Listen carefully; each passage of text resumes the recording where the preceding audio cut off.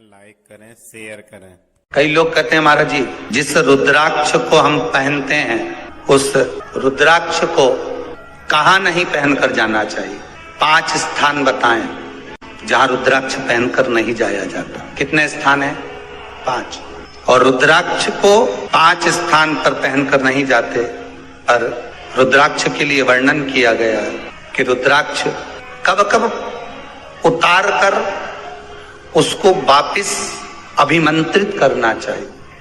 5 जगह पहनकर नहीं जाना चाहिए और रुद्राक्ष को अभिमंत्रित करना मतलब सीधा अमावस्या के दिन, पूर्णिमा के दिन, शिवरात्रि के दिन, श्रावण महीने के सोमवार को, प्रदोष के दिन, ये दिन आपके शरीर में जहां पर भी रुद्राक्ष है, आपके गले में अगर आप रुद्राक्ष पहने हो, आपके हस्त कमल में आप रुद्राक्ष पहने हो, आपने अपने पास में कहीं रुद्राक्ष रख रखा है, तो उस रुद्राक्ष को अमावस्या, पूर्णिमा, शिवरात्रि या श्रावण का सोमवार या प्रदोष आदि, इस दिन उस रुद्राक्ष को एक बार दूध में धोने के बाद उसमें थोड़ा सा सरसों का तेल अवश्य लगाना चाहिए। क्या होगा उससे? उससे होगा क्या? शिव महापुराण की कथा कहती है, महाराज रुद्राक्ष को दूध में धोने के बाद, स्नान कराने के बाद जल से स्नान कराया, थोड़ा सा सरसों का तेल लगा दिया। महाराज क्या मिलता है उससे? तो कहा उस रुद्राक्ष में बल प्राप्त होता है। कौन सा बल?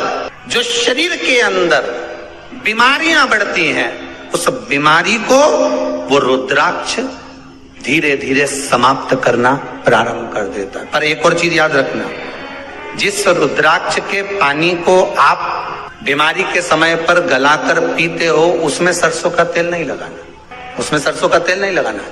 उसको तो आप केवल स्नान कराओ दूध से, जल से, और फिर उसको गला दीजिए। उसका पानी आप पीना चालू कर दीजिए। जिसको बड़ी बीमारी होती है उसके लिए कल कथा में वर्णन किया रुद्राक्ष के जल। रुद्राक्ष का जल पिया जाता है शरीर के अंदर से रोग को, बीमारी को हटाने के, रोग बीमारी को समाप्त करने। तब 5 स्थान बता दिए, 5 जगह बता दी, 5 स्थान निश्चित कर दिए जहां पर रुद्राक्ष को पहनकर नहीं जाना। पहला, किसी की मृत्यु वाली जगह पर। दूसरा, जहां पर बच्चे का जन्म हुआ, मृत्यु आदि जगह पर सूतक लगती है। जहां बच्चे का जन्म लेता है वहां सावड़ लगती है। मतलब जीव जाने के बाद दुख का सूतक होता है, और बच्चा जब जन्म लेता है तो सुख की सावड़ रहती है। सुख की 2 स्थान। तृतीय स्थान, तीसरा स्थान दिया जहां पर वैश्यावृत्ति होती हो या महाराज मदिरा का पान होता हो, उस स्थान पर रुद्राक्ष को नहीं ले जाया जाता। चौथा स्थान रुद्राक्ष के लिए कहा गया, जिस स्थान पर आपको ज्ञात नहीं है और आपको लगता है कि ये स्थान अज्ञात है, यहाँ पर कई जगह पर कुछ जीवों की हत्या हुई है या किसी जीव को नष्ट किया गया है, उस स्थान पर रुद्राक्ष को नहीं ले जाना चाहिए। 5वां, महाराज आपके रुद्राक्ष का जहां अपमान हो रहा है, अपमान से समझ में आ रही है ना आपको बात? एक आय को ढोंग प्रपंच में पढ़ा है, कौन ने कहा इतने रुद्राक्ष धारण कर ले? कौन ने कहा है? क्यों ढोंग प्रपंच में पढ़ा है? अगर हम रुद्राक्ष गले में पहन लेते और नारी का रजस्वला धर्म आ जाता है, रजो धर्म का समय आ जाता है, वो रुद्राक्ष हम गले में धारण कर कर रखते हैं, तो वो रुद्राक्ष क्या वो बेकार हो जाता है?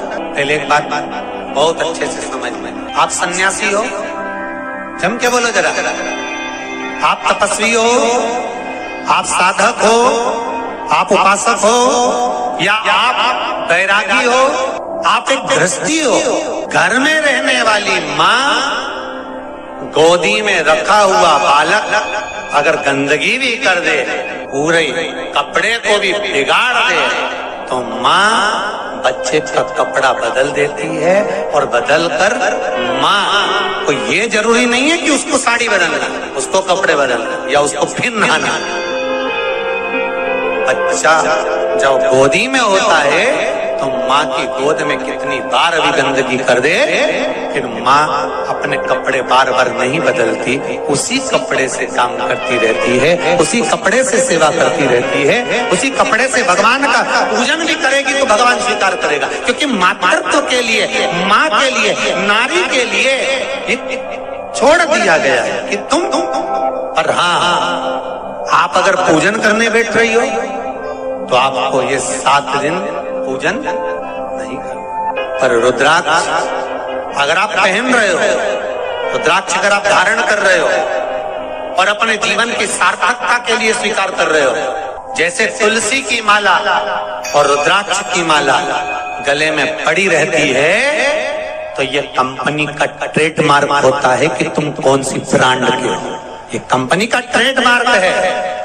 तुलसी की माला पहनकर प्राण छूट गए तो वैकुंठ चले गए, और रुद्राक्ष की माला पहनकर प्राण छूट गए तो कैलाश धाम चले गए। ये कंपनी का ट्रेडमार्क। छोटे रुद्राक्ष की माला, छोटा जो रुद्राक्ष होता है उसकी माला, कैंसर का जो मरीज होता है, अगर वो फर्स्ट स्टेज का कैंसर भी है, छोटे रुद्राक्ष अगर अच्छे हैं, 3 मुखी से लेकर 5 मुखी, 7 मुखी, 9 मुखी, 11 मुखी छोटा रुद्राक्ष मिल जाए, उसकी माला अगर पानी में डाल दी जाए और उस पानी को वो मन का ही डाल दो, उसी का पानी थोड़ा थोड़ा कैंसर के मरीज को सुबह दोपहर शाम श्री शिवाय नमस्तुभ्यम का जाप कर कर, पंचाक्षर ओम नमः शिवाय का जाप कर कर, शंकर शिव का नाम लेकर, महाकाल बाबा का नाम लेकर, विश्वेश्वर विश्वनाथ का नाम लेकर, केदारेश्वर का नाम लेकर, 12 ज्योतिर्लिंग का स्मरण कर कर अगर वो आचमन करना प्रारंभ कर दे तो कैंसर रोग में भी आराम मिलना प्रारंभ हो। केवल आचमन ही नहीं करना है,